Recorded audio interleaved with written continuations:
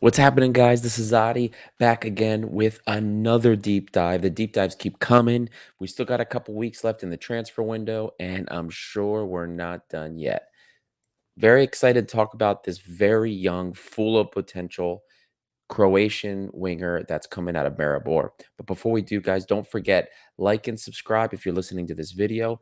We want more red and white fans to hear the content. We want more red and white fans to join the community. We can only do that with your help. Help us get these engagements. Help us find more and more red and white fans using the algorithm. Costs you nothing, takes about 5 seconds to do. But if you do want to support us, you can always support us on Patreon. $5 a month gets you early access to these deep dives, as long as we know they're coming in, that is. And of course, also the enhanced match analysis, which the first of which will be coming in the next few days at the time of recording. It should hit this weekend. And all of that new content plus some interviews, you will get to see. Those interviews will be outside of the realm of Olympiacos. So, without further ado, ladies and gentlemen, let's get on to it. Let's talk about our new Croatian winger, 21-year-old Ivan Brnic, and he is going to be turning 22 actually next week. So, very, very young prospect who's been playing first team football and getting some European experience in Conference League for the last couple seasons. So very nice to have that type of experience with him.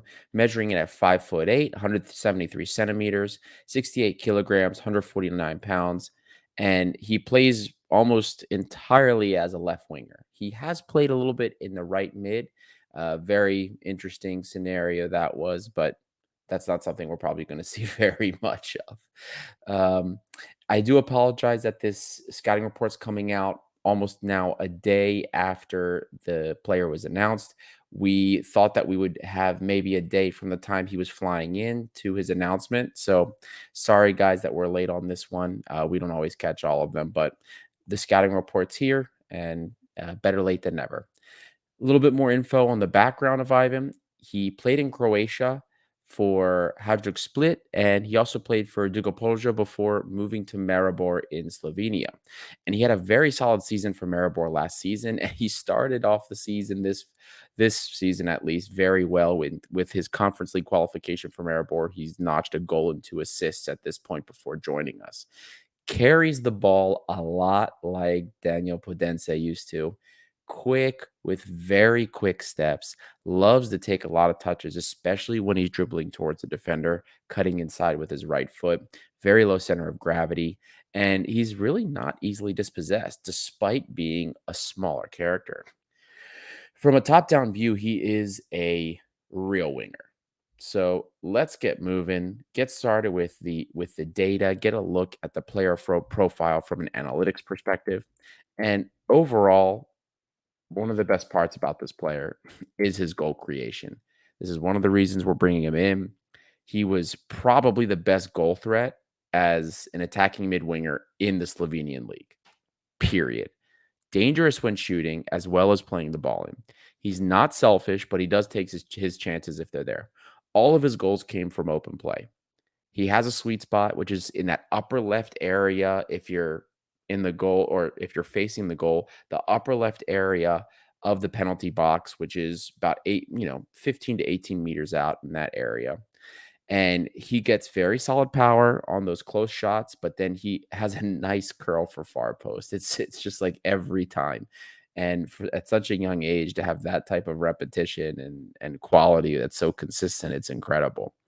Um, a couple goals, I saw him beat the defender, take the shot for a goal while others were maybe on the edge of a cross or a ball that's just played across the penalty area on the ground.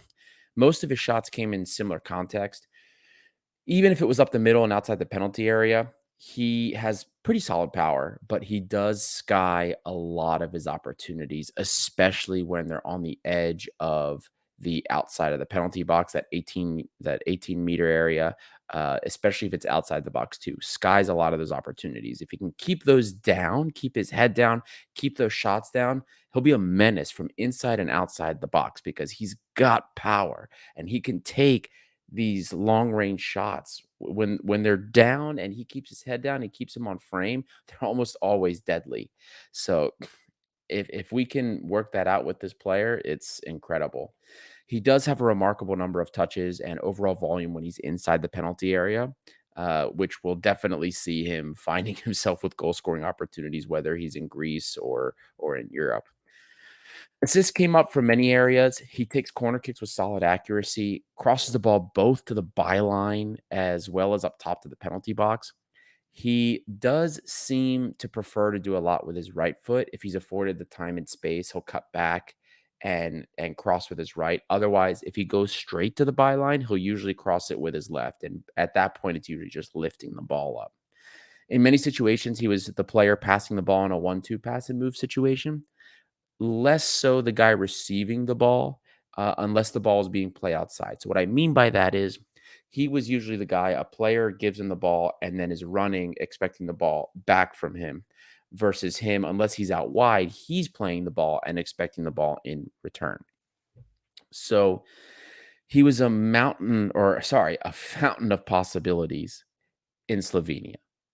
And Maribor is a team that is usually competing in the top 2 spots in Slovenia every season. If they're not winning it, they're usually number 2. Last season, they were number 3, but that was seems to be more of the exception, not the rule. They dominate possession in most matches in the league that they play, which sees some teams defending against them a little bit more. This should match the context with which he'll find himself in Greece. Against the park buses of Greece, he'll have to run at a defender or two and draw them so that his teammates can find space. This is stuff that Podenza did when he was in Greece as well. Moving on to the passing and build-up, which is, of course, in that top section of the chart.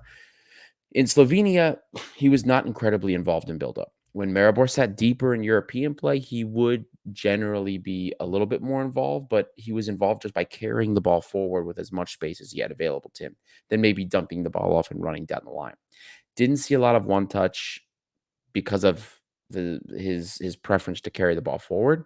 It's that type of thing is not going to fly in what we've seen so far from just 2 matches, 2 official matches, that is, under Diego Martinez's system. He's going to have to give the ball up faster and be more involved. In general, he'll be making runs up the line, to be the outlet for build-up going into the final third or outside of our half of the field. I don't think we can expect him to be heavily involved in possession outside of the opponent's third, just from what I see, because just the runs that he makes, the way he is when he's doesn't have the ball outside of possession. It unless there's a drastic change with how Diego Martinez has him training, it just doesn't seem to be something that he does a lot of. He wants to receive the ball. He wants to be in an advanced position. His pass accuracy is pretty low. You may have noticed it's really below the 50th percentile there. And that's because of the high volume of crosses and balls that he plays into the penalty area, into the contested areas of the penalty area. So if we're measuring just his passes, it's a lot higher.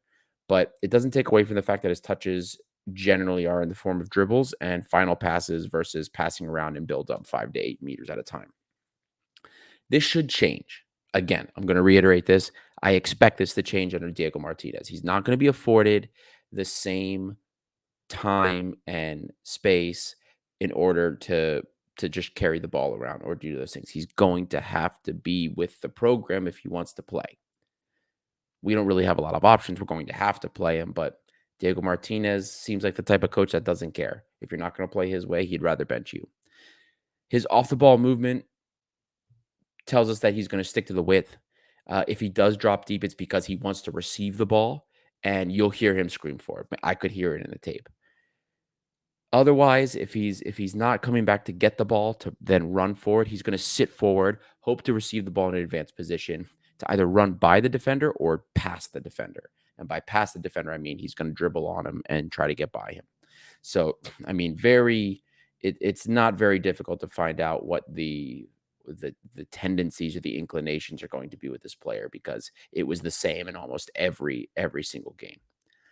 Lastly are the defensive attributes. And I know I tell you guys that we don't care a lot about the defensive attributes as long as he's pressing, but I'm going to tell you guys that it's pretty poor. Daniel Podence did pretty good pressing, and he was an asset there. Uh, the defensive attributes for Brnic are bad, I have to say. Forget the fact that he can't win the ball. He just doesn't press or seem to track back that well. I mean, the striker for Maribor was getting back more than he was. In fact, on set pieces, I would see Brnic as the furthest forward player, not the striker, which is a little bit unusual. Maybe this was because his height. I mean, as I already brought up to you guys, he's 5'8". He's like my height basically, which is not the tallest individual. So maybe that was a reason because he's short. So maybe he's not going to win those aerial duels. So they figure let's let him since he's an offensive guy and he's one of our better dribblers. We might as well leave him forward. But the fact that I hardly saw him running back to help win the ball did discourage me a little bit. That stuff is also not gonna fly with Diego Martinez. He's going to have to do his work. He's going to have to backtrack and be involved. So if he doesn't assimilate on that front, that could be a reason if we don't see him play. On the plus side, though, you can see here the guy is not a foul risk by any means. Literally the 100th percentile in terms of fouls committed. He commits the least number of fouls amongst all attacking mids and wingers in Slovenia. So I don't think we have to worry about having a head case on our hand. I'll close the defensive part of this segment by saying, unsurprisingly, he's not good in the air. I don't think I have to go into details because you guys probably get it, but uh, not good in the air. It's not something we're surprised about, nor something that I necessarily care too much about. So I have a very interesting comparison for you guys because I we did a comparison this time to the likes of Yorgos Masouras. Now, disclaimer, everybody. The comparison, as I always bring up to everybody, the comparison that we do with these radar charts is not to show you that anyone or any player is just bad. I'm not doing this to show you Masuras is terrible and this guy's so much better than Masuras. I'm just trying to show you a little bit difference in the play style. Masuras, as we know, is a forward that plays wide. He has solid volume in the penalty area and a lot of shot opportunities, and he can also cut a pass to the defensive line here and there. Brnic almost matches that end product while also being able to take players on one-on-one. But before you guys start to freak out about dribble success, because I can already hear it now with some of you that are watching, that are going to be watching this. How does Masuras have better 1v1 dribble success than Brnic? There is context to that, so don't freak out. Masuras dribbles out of pressure. Brnic dribbles through pressure. I brought this up with a deep dive for Ortega and Oleg. Same similarities there. Masuras is not a guy that's going to run at a player, take him one-on-one. Not in the slightest. Brnic is. He's not afraid to do it. He loves to do it. I mean, the volume of his one-on-one dribble attempts just completely outshines what Masuras does. He will perform in the space of one match 4 to 5 times the number of one-on-one dribble attempts that Masuras will in any given match. So the point I'm trying to make with all of this is that Brnic has a lot of these attributes that we value in Masuras. Masuras' ability to get into the penalty area and make himself so many scoring opportunities, although he can't always score them. But Brnic also can dribble on defenders, which is for sure something Masuras cannot do. Ivan Brnic, just like Masuras, can make those runs, but Brnic is usually on the width, while Masuras is going more central and inside with his runs. Both provide service into the penalty area, but Brnic does a much better job of creating real shot opportunities in that respect and keeping his own shots on frame.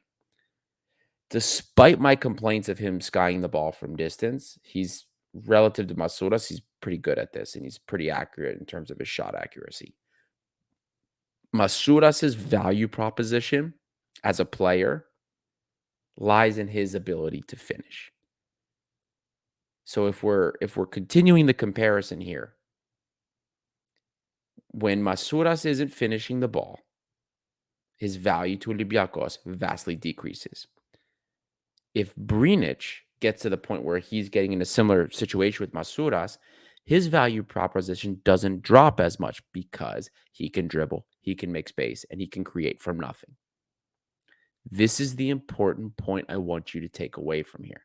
Whereas Masuras is a little bit more of a one trick pony, Brnic is much more versatile. He is a real winger and therefore can offer us more than what we have from Masuras, from Cosas Fortunis on the wing, and from Pepiel on the wing.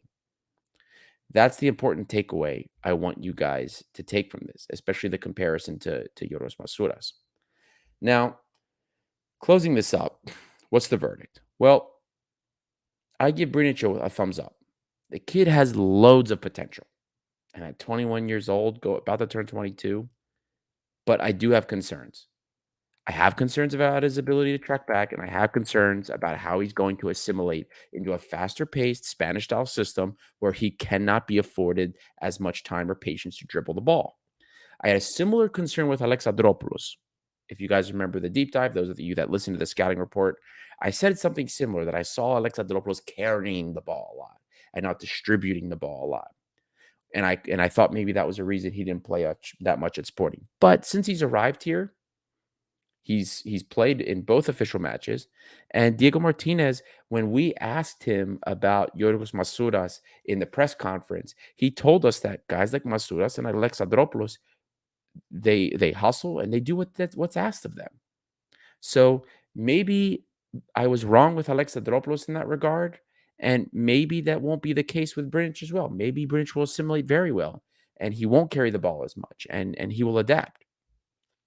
He has European experience with Maribor, so I'm not as concerned about the European adjustment, more so in the systems adjustment. He's young though, and we haven't really had a great experience in the last few years with many of the players that we get from Croatia and Serbia. So that's another thing that worries me. Just that trend. He is a different person, and we can't make trends just because of what we've experienced so far with different players from different countries. So but this is all stuff that I bear in mind.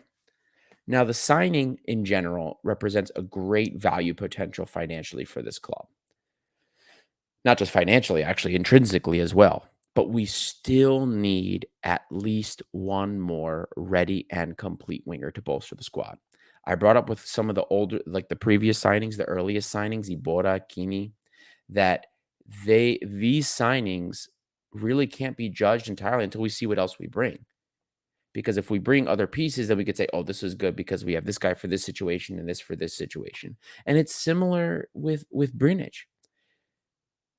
I I still give him a thumbs up, but the real takeaway, the real outlook on this transfer really can't be ascertained until we see who else we bring in at the winger position.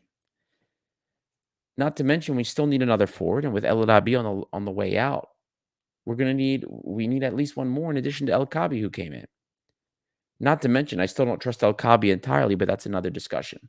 You heard on the scouting report, and that's another discussion in the future. But all of that is going to reflect on what we think this signing will do for us. So these are all big things to keep in mind. Anyway, enough with that tangent. Back to the point. Gordon has conducted yet another solid piece of business. Great scouting find with a player that has incredible potential and that has already had experience in Europe. Gordon found it. Now it's up to Diego Martinez to foster it and make it blossom. Thank you guys for tuning in to just yet another deep dive. I hope you're excited about this player like I am. I don't mean to be negative sometimes with my concerns because I am positive on this transfer overall. So I hope you found everything informative and you were able to obtain a little bit more insight maybe than you had before. More signings, like I've said in the other deep dives, are coming. We're not done yet, especially when we secure Europa League. If we can secure Europa League against our upcoming opponents, I'm probably going to butcher this name, Kukariki or whatever they're pronounced. We secure Europa League, more business will happen. Mark my words. Thank you guys for tuning in. If you have any questions, you know where to find me. This is Gate 7 International by the fans for the fans, bringing you the latest and greatest in red white content. And we're going to